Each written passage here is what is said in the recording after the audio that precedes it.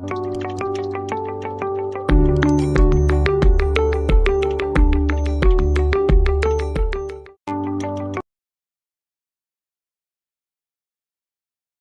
हमको सदगुरु का प्राप्ति करवा दीजिए, या उनके संतान सम जो है डाकिनी वर्णिनी दोनों को वो पान करवा रही है। डाकिनी का गात्र वर्ण है कृष्ण का है, या जो ब्राह्मण नहीं होते हैं उनको दिया जाना अनुचित है।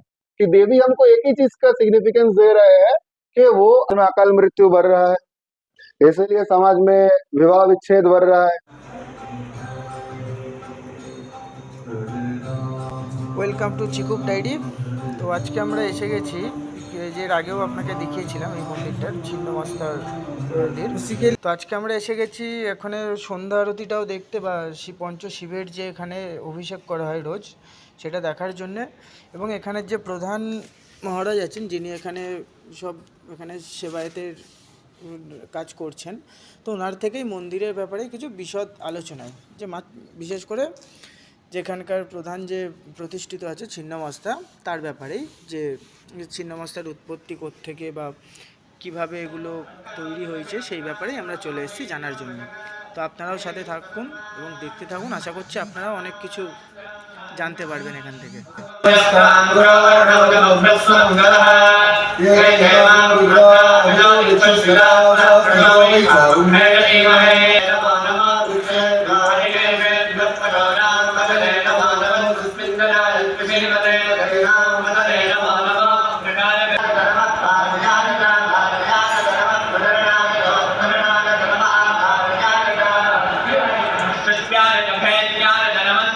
দুঃখিত ভিডিওর মধ্যেখানে আপনাদেরকে সবাইকে বিরক্ত করার জন্য। তো যারা চ্যানেলটিকে সাবস্ক্রাইব করেছেন চিকুপ ডায়েরির পক্ষ থেকে, তাদেরকে অশেষ ধন্যবাদ। এবং যারা আমার চ্যানেলে নতুন আছেন, যারা ভিডিওটাকে নতুন দেখছেন, তারা অবশ্যই চ্যানেলের নিচে দেখুন সাবস্ক্রাইব অপশান আছে, ওই সাবস্ক্রাইব বাটনটাকে প্রেস করে চ্যানেলটাকে সাপোর্ট করবেন। তো আর আপনাদেরকে বিরক্ত করছি না, তো চলুন ভিডিওর পরবর্তী অংশটা দেখতে থাকি আমরা।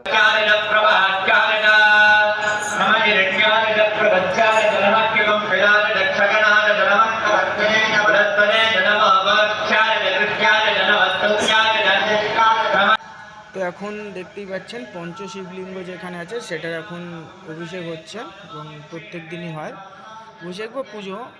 প্রপার জিনিসটা আমিও জানি না, বাট এটাই হচ্ছে এখানে এখন প্রত্যেক দিনই হয়, সেটাই এখন চলছে। এরপরেই আমরা মহারাজের সাথে এই বিষয়ে কিছু বিস্তর আলোচনায় যাব। তো এরপরেই হবে, এখানে শুরু হয়ে যাবে একটু পরে সন্ধ্যা আরতি, এটাও শুরু হয়ে গেছে, সবকটা দেবদেবীর সন্ধ্যা আরতি হবে। তারপরে নিত্য পুজো আজ প্রত্যেক দিনের মতো এখানে কমপ্লিট হবে।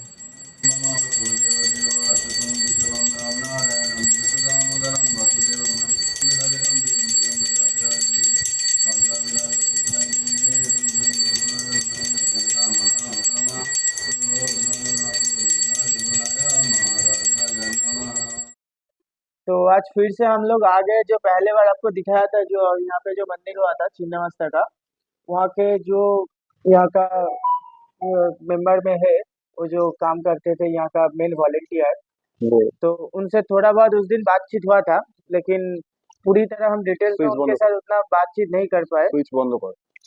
तो इसीलिए आज उनको हम मिल गया बहुत टाइम लेके, जो उनके मंदिर के लेके थोड़ा विस्तार जानकारी के लिए।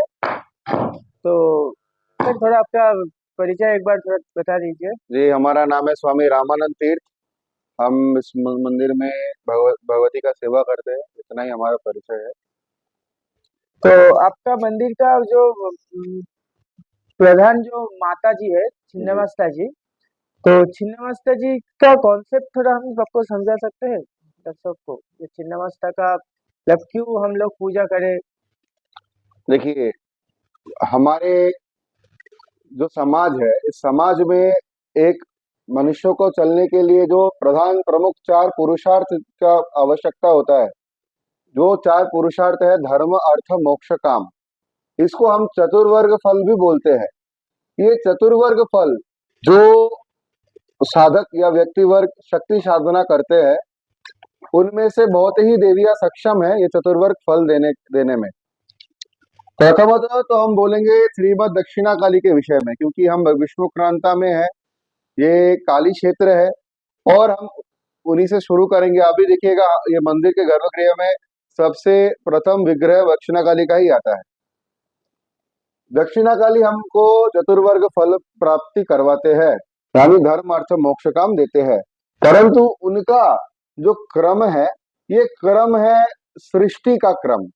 इसका अर्थ यह है कि मान लीजिए जब महाप्रलय हुआ, ये महाप्रलय से लेके धीरे धीरे ये संसार विकसित होते होते होते होते आज का जो आधुनिक नगर सभ्यता है, ये जो क्रम हम आगे बढ़ते जा रहे हैं, आगे बढ़ते जा रहा है, इसको आगम शास्त्र में बहुत अच्छे से कोटेडली व्याख्यान किया गया है। अब अगर देखेंगे सृष्टि क्रम में, ये बिंदु से शुरू होता है। अगर आप यंत्र देखेंगे तो बिंदु से शुरू होता है काली, उसके बाद कुल्ला कुरुकुल्ला विरोधिनी विप्रचित उनके पंचदश जोगिनी, धीरे धीरे धीरे धीरे धीरे धीरे बाहर की तरफ हम जा रहे हैं, यानी वो सृष्टि से लेकर अब तक। अब आपको छिन्नमस्ता समझाने से पहले और एक चीज समझाएंगे। आप देखिएगा एकदम दाहिने साइड में भगवती ललिता त्रिपुर सुंदरी है। जैसे दक्षिणाकाली का पूजन सृष्टि क्रम में होता है, उनका पूजन होता है संहार क्रम में। यानी आज के जो आधुनिक नगर सभ्यता या हमारे जो जीवन यात्रा है, इससे धीरे धीरे धीरे धीरे लेके हम प्रवृत्ति से निवृत्त मार्ग में होते हुए एकांत में धीरे धीरे निवृत्त हो जाए, एक बिंदु में जाके मिल जाए। और हमारे जो गुरु परंपरा है शंकराचार्य का, ये अद्वैत सिद्धांत पे टिका हुआ है। ये अद्वैत सिद्धांत केवल बिंदु में ही विश्वास करते हैं, क्योंकि हमारे सिद्धांत में कोई भी प्राणियों में वेद का कोई गुंजाइश ही नहीं है। अभी हम बोलेंगे छिन्नमस्ता। छिन्नमस्ता क्या है? अगर आप स्थूल व्याख्यान चाहे तो आपको हम समझाएंगे। जैसे काली सृष्टि क्रम में और त्रिपुर सुंदरी संहार क्रम में पूजा होता है, छिन्नमस्ता या तारा ये दो देवियां है जिनका स्थिति क्रम में पूजा होता है। स्थिति क्रम समझाने से पहले छोटा सा मैं बताऊंगा। आप देखिएगा भगवती का सर्वप्रथम जो आप देखेंगे कि इनका मस्तक कर्तित किया हुआ है। अपने हाथों से देवी अपना मस्तक कर्तन करके दो खून का धाराएं अपने दो सहचरी है और खुद एक धारा पान कर रही है। ये तीन धारा का व्याख्या ये है कि हमारे अंदर जो सत्व रज तम गुण है, ये सत्व रज तम गुण ही हमारे अंदर जो तीन प्रमुख नारी है, ईड़ा पिंगला और सुमना, ये तीन नारी ये तीन गुणों से संबंधित है। अब देखिए डाकिनी का गात्र वर्ण है कृष्ण का है, यानी वो तमोगुण के प्रतीक है। वर्णिनी का गात्र वर्ण है लाल। तो ये रक्तिम वर्ण जो है ये रजोगुण का, यानी हमको पता है कि कोई भी राजकीय परिवेश में हमको लाल रंग का अस्तित्व ज्यादा दिखेगा, तामसिक परिवेश में हमको काला रंग का अस्तित्व ज्यादा दिखेगा। तो ये तामसिक और राजसिक दो गुण का प्रतीक है, तमोगुण रजोगुण का। और देवी खुद अपना मस्तक कर्तन करके आप देखिए जो सत्व गुण है वो खुद ले रहे हैं। इससे हमको ये शिक्षा मिलना चाहिए कि हमारे अंदर जो रजोगुण या तमोगुण है, इनको धीरे धीरे हम साइड करके सत्वगुण जो है, सत्वगुण को हमें अपने जीवन के विचार में अपनाना चाहिए और उसी के अनुसार हमारा जीवन यात्रा करना चाहिए। दूसरा चीज आप देखिएगा, देवी के चरण के नीचे कामदेव और रति देवी रतिक्रिया में विद्यमान है। ये किसका प्रतीक है? ये जो है हम बचपन से पढ़े हैं कि शर रिपु होते हैं, काम क्रोध मध्य मोह मात्सर्य लोभ इत्यादि। ये कामादि जो शर रिपु है, इनमें सबसे प्रमुख रिपु है काम। तो आप देखिए ये जो कामदेव के ऊपर देवी प्रतिक्रिया करते हुए काम युगल के ऊपर खड़ी है, इसका मतलब है कि वो अपने चरणों के तले ये कामादि शर रिपु को अदमित करके रखे हैं।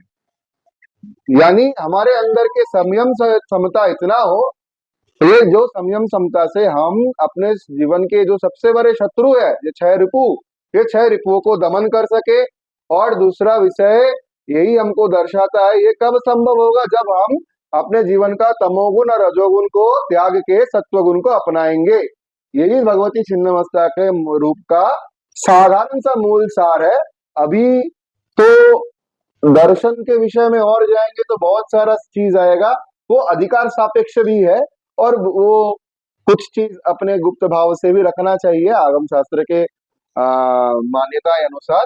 तो इतना साधारण मनुष्यों के लिए वो इतना समझ ले तो बहुत है कि देवी हमको एक ही चीज का सिग्निफिकेंस दे रहे हैं कि वो हमको तमोगुण और रजोगुण को छोड़ के सत्वगुण का अपनाना चाहिए। इसी से हम सर्वरिपु को जीत सकते हैं। और जो जितेंद्रिय, जो रिपु दमन कर पाए, वो रिपु दमन करने वाले व्यक्ति ही संसार में चतुर्वर्ग फल यानी पुरुषार्थ चतुष्टय का विजेता बनता है। अच्छा, बहुत लोगों का कहना है कि माँ छिन्नमस्तिका घर में पूजा नहीं कर सकते, ये क्या सही है? देखिए, जो ये देविया है या महाविद्यालय है, यह महाविद्यालयों का पूजा अधिकार सापेक्ष है। प्रथम विषय है कि शक्ति मंत्र जो है ये जो ब्राह्मण नहीं होते हैं उनको दिया जाना अनुचित है। ये शास्त्रों में किसी किसी जगह में इसका उल्लेख है। परंतु किसी किसी जगह में ऐसा भी उल्लेख है कि जो व्यक्ति आगम शास्त्र अनुसार भगवती का साधना करना चाहते हैं, उसको अगर आप देखेंगे कि उसके वर्ण के लिए अगर आप उनको दीक्षा संस्कार ना दे तो ये भी एक प्रकार से अन्याय होता है।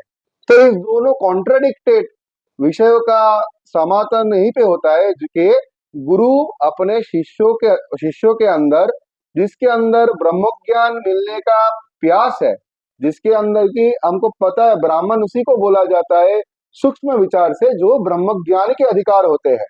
अभी वो कर्म से या जन्म से ये तो तर्क सापेक्ष है। परंतु जो मूल विषय है कि कोई गुरु अगर अपने शिष्यों के अंदर ब्राह्मणों का लक्षण दिखे तो जिसके अंदर ब्रह्म ज्ञान प्राप्ति का प्रबल उत्साह और पिपासा है, तब उस शिष्यों के ऊपर अगर गुरु कृपा करके उनको अधिकार दे, संस्कार दे, दीक्षा आदि या मंत्र आदि प्रदान करे एवं पद्धति सिखाए। क्योंकि महाविद्याओं के पूजा और साधना के अलग अलग पद्धतियां, अलग अलग उपाचार, अलग अलग निमित्त होते हैं। तो ये जो विषय है, ये जो जो व्यक्ति इसको गुरु कृपा से लाभ करते हैं वही व्यक्ति इनका पूजा करने का अधिकारी होते हैं। साधारण मनुष्यों के लिए आप देखिए, जो इस गौर तत्व के अधिकारी या इस दीक्षा क्रम में अधिकृत नहीं है, उनके लिए इनका पूजा वर्जित है। और इनके जो पूजा सेवा है, क्योंकि देवी छिन्नमस्ता थोड़ा सेंसिटिव है, तो इनसे वो अच्छा फल बुरा फल दोनों ही बहुत जल्द दिखा देते हैं। जैसे आप लोग सुने होंगे कि नीलम एक ऐसा ग्रह रत्न है जिसको पहनने से तुरंत फल मिलता है। जिनको सूट करता है तो बहुत अच्छा होता है, जिनको सूट नहीं करता तो उनका आपदा विपदा भी बहुत जल्दी आ जाता है। तो भगवती छिन्नमस्ता भी वैसे ही भाव के है। तो इसीलिए आग से खेलने का जो दुस्साहस है ये उन्हीं को करना चाहिए जो अग्नि निरूपण व्यवस्थाओं में व्युत्पत्ति हासिल किया हो। इसी के लिए ये हमारे प्राचीन आचार्य और गुरु वर्ग का ये उपदेश है कि साधारण गृहस्थ छिन्नमस्ता आदि देवताओं का पूजा से रोहित रहे। क्योंकि बहुत से सौम्य देवताएं हैं जिनका इतना उग्र प्रभाव या उग्र कुफल अगर उनका सेवा में कोई अपराध हो या ना हो तो साधारण गृहस्थ को ना मिले। तो ऐसे उनको करना चाहिए जो व्यक्ति के अंदर आत्मविश्वास है और सही सही गुरु परंपरा और अधिक धारा से अधिकार प्राप्त है, वही भगवती छिन्नमस्ता का पूजा या साधना करें।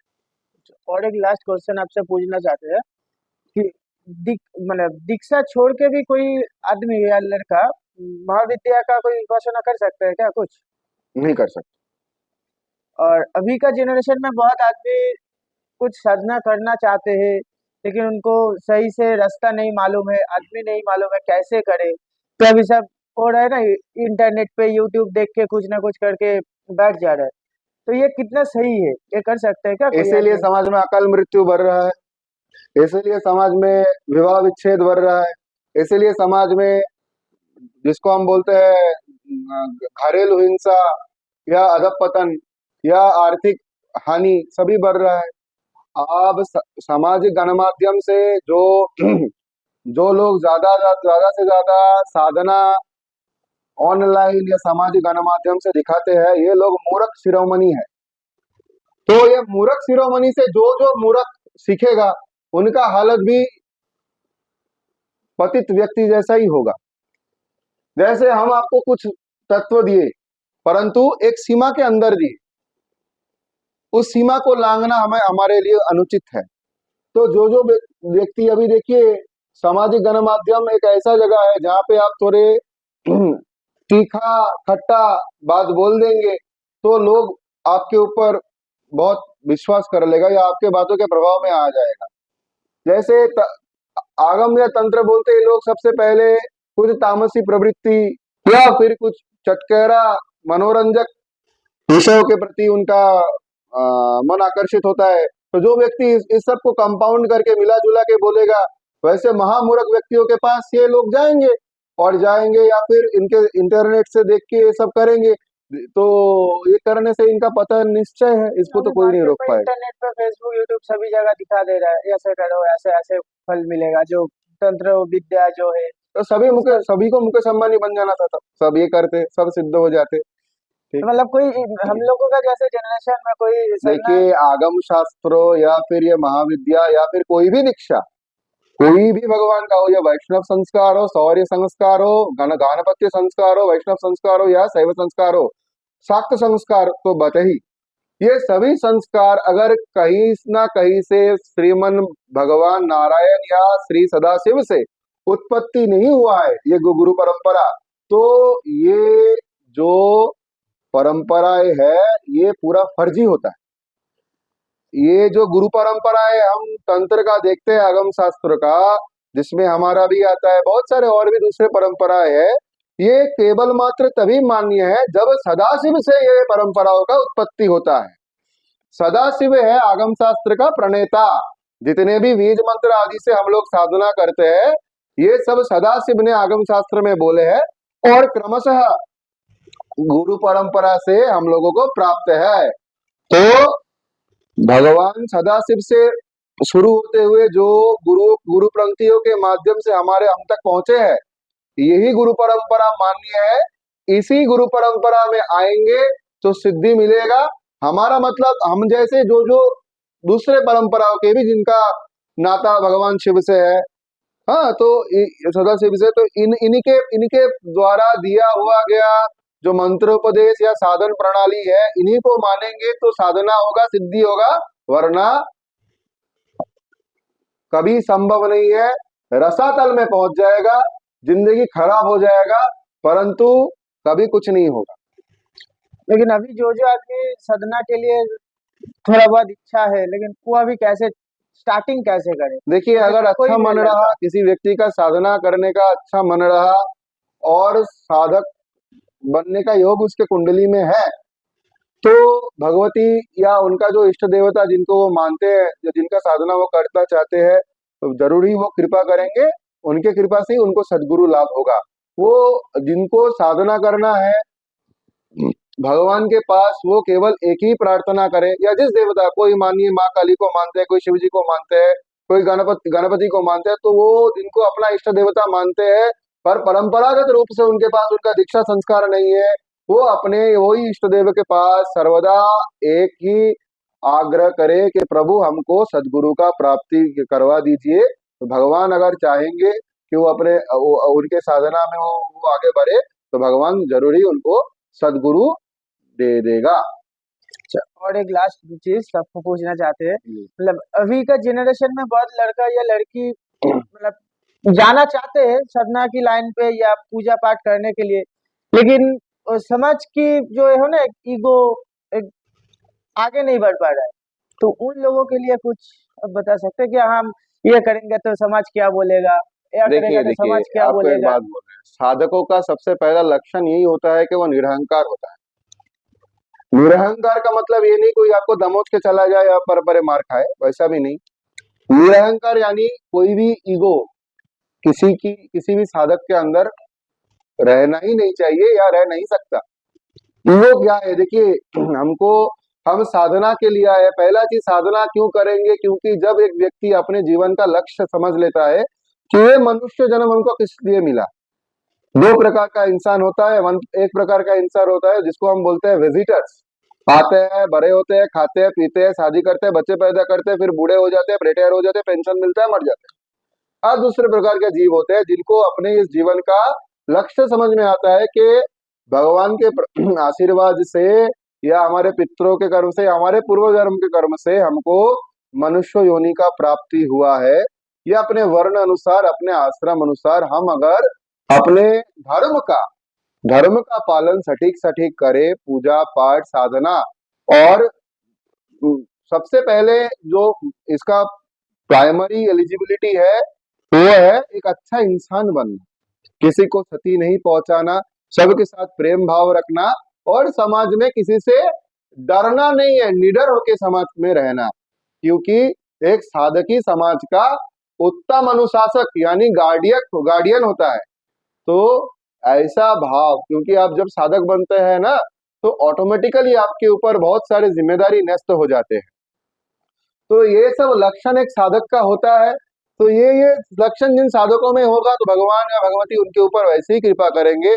और देखिए, अगर आज के दिन में तो आप देखिएगा कलकत्ता शहर में कि उसके आसपास किसी भी ऐसे घर नहीं है जिसमें दुर्गा पूजा नहीं हो रहा है। जो व्यक्ति ठीक से आचमन नहीं कर पा रहे वो भी दुर्गा पूजा करते हैं। तो करने के लिए तो कह के पहले भी जमींदार लोग अपने स्टेटस दिखाने के लिए करते थे, आज के दिन में भी कर रहे हैं। और ये नवरात्रि कितना साधना के लिए है, कितना दिखा, दिखाने के लिए है, ये तो अब जो सटीक माध्यम से जाएगा उनको पता होगा, वो अपने समय का जरूर सही उपयोग करेगा। और आखिर में मैं एक ही बात बोलना चाहूंगा कि जो व्यक्ति साधक होगा या प्रवृत्ति से निवृत्ति मार्ग की ओर जाएगा, भगवान भगवती उसको अपने आप ही सहायता करेगा, मदद करेगा, और सदगुरु का प्राप्ति करवाएगा। और धीरे धीरे धीरे धीरे वो व्यक्ति अपने इष्ट प्राप्ति और ब्रह्म ज्ञान की ओर जाएगा। बहुत बहुत धन्यवाद। श्रीमन नारायण। बहुत कुछ आपसे आज जानकारी मिला है। श्रीमन नारायण। आगे भी आपसे कुछ जानना चाहते हैं तो हम लोग का जो व्यूवर्स है आप भी कमेंट के यहाँ करके पूछ सकते हैं। आप लोग का कुछ जानना चाहते हैं तो महाराज से, तो हम आके उससे हम पूछ के जाएंगे। धन्यवाद। नारायण।